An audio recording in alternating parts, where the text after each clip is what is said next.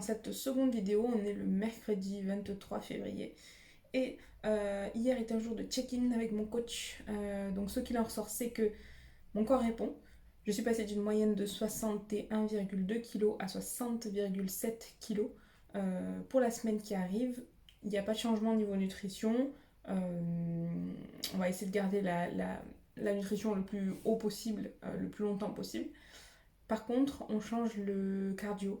Le cardio était de 1 heure par jour, donc tous les jours, 7 fois 1 heure, et on passe à 4 fois 1 heure et 3 fois 45 minutes le matin et 45 minutes le soir, donc 90 minutes par jour.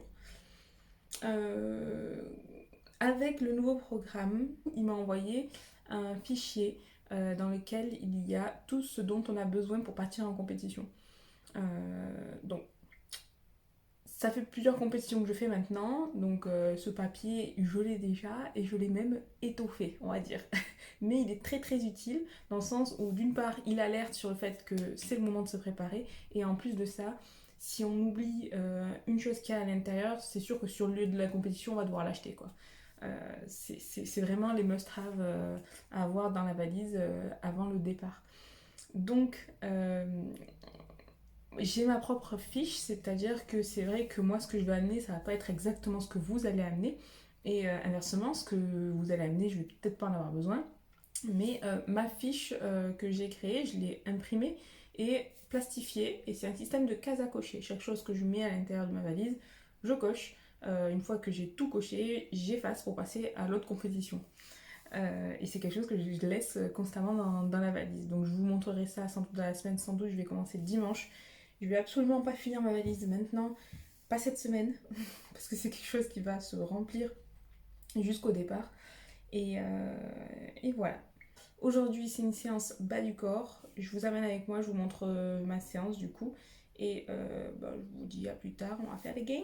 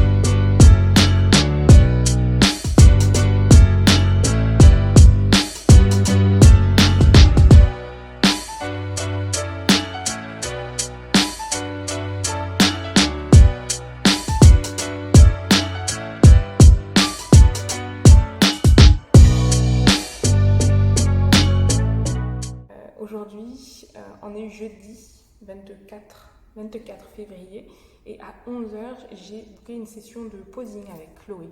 Donc je voulais vraiment son avis sur les finitions en fait, peaufiner mon posing. Oui, et toi?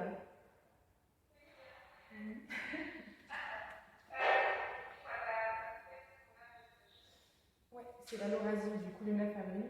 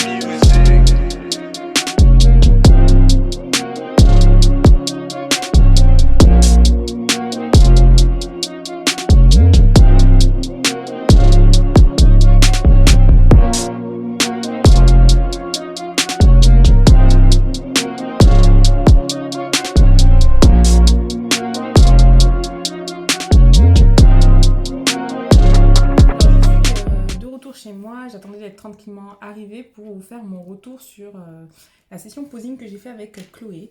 Euh, donc je vais vous partager les conseils qu'elle m'a donnés sur mon posing, et avant toute chose, c'est des conseils qui sont adaptés à mon posing. Donc c'est pas, ne prenez pas ça pour comme base en fait pour changer vos routines à vous, parce que c'est vraiment quelque chose qui a été adapté à moi en fait. Euh, D'autant plus que avec Chloé, on n'a pas du tout vu les bases de mon posing, comment on fait une back pose, comment on fait une front pose, comment on marche sur scène. C'était pas du tout l'objet de la session. L'objet de la session, c'était vraiment peaufiner le posing, les détails en fait. Hein. Comme je vais vous expliquer, mais ça va être au niveau du placement des doigts par exemple. Je voulais son retour là-dessus par exemple. C'est peut-être pas quelque chose qui va être juste pour vous, quoi. Si je vous dis bah, il faut avoir les doigts tendus alors que j'en sais rien, vous les avez déjà trop tendus ou je sais pas, mais c'est vraiment quelque chose qui a été adapté à mes problématiques. Et voilà, donc pour toutes celles qui veulent en tout cas partir du point zéro pour savoir comment on fait une back pose, une front pose, etc. Ou celles qui veulent peaufiner leur posing, leur routine, il va falloir aller voir un coach pour aller chercher des conseils personnalisés, vraiment adaptés, parce que mes problématiques ne sont pas les vôtres, simplement. Mon posing, en fait, je l'ai travaillé depuis ma première scène. Ma première scène, c'était en 2018 à la NFR, et j'avais déjà choisi mon style, c'est-à-dire que je savais ce que je voulais rendre sur scène, et c'était quelque chose de doux, posé, un côté sensuel, mais pas trop dynamique. Donc c'est vrai qu'il y en a plein qui sautent sur leur talent et tout ça, et merci à elle parce que ça fait changer, voir autre chose au jury, au public, d'autres posings, ça permet de capter l'attention différemment, on va se souvenir d'elle par leur posing, elle était très dynamique, etc. Mais moi, de mon côté, j'ai toujours voulu en tout cas avoir quelque chose d'assez doux, d'assez calme sur scène. Et donc du coup, mon style de posing, je l'avais déjà de base en 2018. En 2019, j'ai fait ma première NPC. Donc c'était aux États-Unis. Et après cette scène-là, là, j'ai fixé ma routine. Parce que déjà, j'ai compris qu'il fallait un posing NPC. Et, euh, et là, j'ai vraiment fixé une routine que j'ai toujours la même, sauf que je l'ai améliorée jusqu'à 2022. Donc avec Chloé, on n'a pas du tout construit un posing, on n'a pas appris les bases, on est allé vraiment dans les détails. Donc si je l'ai contacté, c'était pour deux, trois petits points. Le premier point, c'était vraiment le placement de mes doigts. Alors certains vont dire que c'est trop dans les détails, ça sert à rien, sauf que surtout en amateur, on a très peu de temps, c'est très rapide pour montrer un posing. Il faut montrer en fait un package pour lequel on travaille depuis des mois en quelques secondes. Donc oui, moi en tout cas ma volonté c'est d'essayer d'être nickel chrome jusqu'au bout des ongles, c'est le cas de le dire. Donc je voulais son avis pour voir si je pouvais améliorer ça. Et effectivement, elle a trouvé que je pouvais avoir les mains assez crispées, donc pour que ce soit quelque chose de plus cohérent avec toute, euh, toute la gestuelle de mon corps, il fallait que je tende, il faut que je tende simplement mes doigts un peu plus pour être un peu plus cohérente en fait. Donc on a modifié ça. Ensuite, je voulais son avis sur la cambrure de mon bassin pendant que je me déplaçais en fait sur scène. Et elle n'a pas trouvé qu'il fallait modifier quoi que ce soit là-dessus. Mais elle a trouvé d'autres petits détails sur mon bassin justement. Je pense qu'ils sont super importants pour moi. Hein. Franchement, c'est top parce que je ne m'en rendais pas compte. Il s'agit en fait d'un placement pendant ma back pose. Donc quand je prends les photos, euh, je ressentais qu'il y avait, que j'étais désaxée à des moments. Alors je me demandais si j'étais face à la caméra quand je prenais mes photos. Et en fait, non, simplement, elle a remarqué un problème de transfert du poids du corps vers la droite, en fait. Quand je suis dos au public, mon fessier partait vers la droite. Et le fait de juste basculer vers la gauche, de mettre un peu plus mon poids sur la jambe gauche, et ben hop, ça me réaxait et j'étais vraiment beaucoup plus alignée. Donc ça, c'est quelque chose que je vais appliquer, c'est sûr, et que je vais travailler. C'est dingue parce qu'on ne se rend pas compte de ce genre de choses-là. Et parfois, les photos c'est pas assez. Hein. Donc vraiment prendre des cours ou aller chercher le conseil en direct, quoi, c'est le mieux. Des jurys, le retour des jurys, je dirais, et d'un coach qui s'y connaît, qui a lui-même eu des retours de jury, etc., qui sait vraiment ce que c'est, ce qu'ils attendent en tout cas, c'est la marche à suivre, je trouve. Euh, on a corrigé un dernier truc, c'était au niveau, toujours un problème de transfert de poids. Donc là, il s'agissait de ma front pose. Au niveau de ma front pose, ma jambe avant, donc hop, je suis en face de vous, ma jambe avant, en fait, j'avais tout mon poids dessus, peut-être pour essayer de faire ressortir du coup le fessier avant, là, de devant, mais ça me tassait en fait sur le devant et du coup mon, ma hanche était déséquilibrée. Donc il a fallu juste hop réaligner la hanche pour avoir quelque chose de beaucoup plus équilibré. C'est pareil, hein, le package équilibré, on cherche l'équilibre, c'est vraiment le mot central de la NPC, du posing NPC. Voilà. Donc je vais toujours pratiquer tout ça, pratiquer mon posing. De toute façon, je ne sais pas si réellement un posing se termine un jour. Est-ce qu'on a fini de travailler sur son posing? Je ne crois pas. Donc voilà, on a toujours à pratiquer avec, dans le package avec les talons, etc. En imaginant le jury, etc. Avec le sourire, tout ça, tout ça. Et il n'y a pas de secret, c'est en faisant que ça va devenir vraiment automatique tout ça.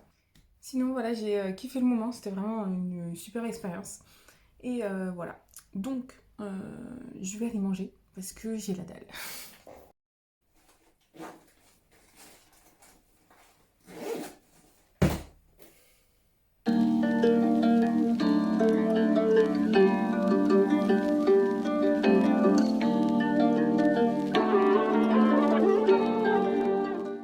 On est dimanche, j'ai trouvé un petit peu de temps là du coup pour commencer à faire ma valise. Euh, j'ai pas vlogué depuis jeudi, j'ai ni vlogué vendredi ni vlogué samedi, parce que il n'y avait pas d'informations pertinentes. Donc je vous reprends aujourd'hui pour commencer à faire ma valise. J'ai commencé à mettre quelques petits accessoires que je sais que je ne vais pas utiliser pendant les 6 prochaines semaines. Et je suis accompagnée de ma fameuse fiche dans laquelle je vous avais parlé. Je vais vous la mettre en image ici pour vous montrer un petit peu comment je m'organise. Donc du coup il y a 6 sections. Une section scène, donc vraiment ce que j'ai besoin une fois que je suis sur scène. Euh, dans les backstage, la nourriture en global. Une section beauté, une section administrative et une section hôtel, ce dont j'ai besoin à l'hôtel. Donc je peux pas tout mettre parce que je vais pas mettre ma carte de crédit déjà dans la valise, je vais pas mettre non plus mon pèse personne ni la balance à aliments, du poulet, etc. Il y a plein de choses que je peux pas mettre tout de suite. Par contre, je vais vous montrer ce que j'ai commencé à mettre dans la valise juste là. Donc j'ai ici deux valises, une essentiellement backstage et une hôtel. Donc on a ici des slaps pour avoir les pieds qui brillent en backstage, un kimono avec un haut, un bas. Là on a un bikini beat, du bikini beat. Alors honnêtement le bikini beat, pour ceux qui ne savent pas, c'est pour faire coller le bikini en fait au corps. Franchement, je suis pas fan du tout parce que en fait dès qu'on met ça sur la peau, le tan s'en va, mais la colle reste, donc ça fait des traces. Donc en fait il faut pas le mettre très haut, mais vraiment limite au milieu du sein, parce que sinon si on veut faire coller par exemple le haut du bikini, ou alors en fait faut pas le mettre sur les bords parce que ça risque de faire des taches en fait. Soit vous le faites faire par l'équipe qui fait le tan normalement en général, ils vous le font aussi, ils vous mettent la colle aussi, soit honnêtement vous lancez pas là-dedans. En fait moi j'en ai pas besoin, hein, pour les bikinis que j'ai portés, ils ont pas besoin d'être collés parce qu'en général ils me vont. Voilà, la fois où j'ai testé, c'était pas pure envie de découvrir le produit, mais je retournerai plus là-dedans. Ici j'ai du coup une petite pochette d'élastique pour pumper. en backstage, du coup, plutôt même dans les coulisses. J'ai plusieurs bandes pour les fessiers, pour les épaules, etc. Je vous montrerai tout ça un peu plus tard en détail. Et j'ai aussi un masque un peu plus fantaisiste, un masque Covid, un peu plus fantaisiste, mais en général, on le porte pas parce que soit dans les passages en solo, on n'a pas besoin de porter un masque, soit c'est la fédération qui nous passe un masque et vaut mieux être accordé à toutes les filles qu'il y a sur scène que d'avoir son propre masque. Mais si jamais, je sais pas, au cas où ils sont vraiment horribles, j'en ai un peu plus joli à paillettes. Ensuite, au fond, hop, là derrière, alors j'ai un miroir, j'ai ça. Ça, les filles, il vous faut absolument acheter ce genre de truc. Donc je l'ai eu sur Amazon. C'est pour faire pipi debout. Et alors, quand j'étais allée aux États-Unis, je me suis rendu compte de l'importance de ce machin et je l'avais pas. J'étais arrivée dans les toilettes, c'était mouillé de partout. Je sais pas pourquoi il y avait de l'eau partout, mais du coup il y avait du tan partout. Et je me demandais qu'est-ce qui s'était passé dans ces sanitaires. Et il suffit en fait d'une goutte d'eau sur votre tan pour qu'il y ait une trace. Il faut faire des retouches et les retouches ça peut laisser quelques traces en fait. Donc du coup, je me suis procuré ça. Et rien à faire, hein. Je me suis dit, allez Naomi, teste-le avant d'être le jour J, en pleine situation, teste-le avant. Je ne l'ai pas essayé. Je l'ai essayé une fois que j'étais en backstage et qu'il fallait que... Voilà, fallait utiliser. Et bien écoutez, c'est pas mal, c'est pas mal. Ça sauve la mise, vraiment, c'est un must-have. Voilà, il faut l'avoir. Ensuite, j'ai ici... là, c'est des talons en fait. C'est une ancienne paire, donc c'est pas la nouvelle.